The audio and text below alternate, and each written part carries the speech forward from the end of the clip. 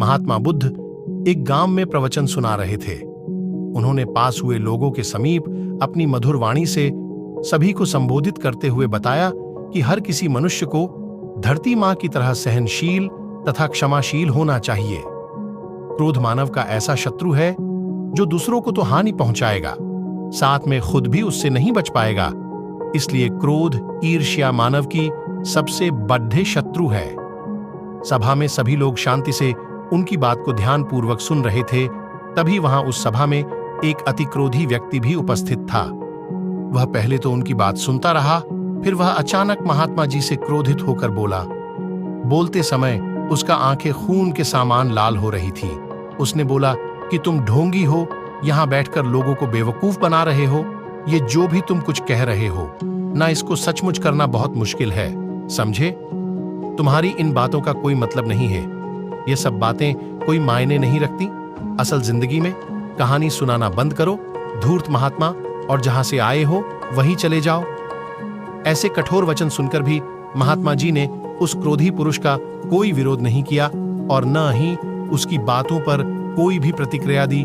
वह शांत रहे और अपना काम करते रहे, जिससे वह पुरुष और भी क्रोधित हो गया। उसकी समझ नहीं आया वह क्या करे। तब उस पुरुष ने महात्मा जी के मुंह पर थूक कर चला गया।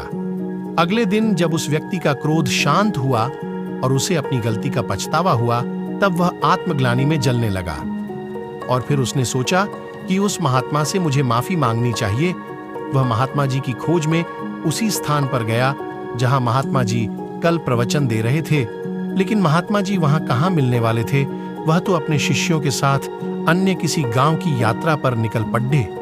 वह पुरुष सब लोगों से महात्मा जी के बारे में पूछता उस स्थान पर पहुंच गया जहां की महात्मा जी प्रवचन कर रहे थे। तब उस पुरुष को महात्मा जी के शिष्यों ने उसे उनके पास जाने से रोका, लेकिन महात्मा जी ने अपने शिष्यों को आदेश दिया कि आने दे उस पुरुष को।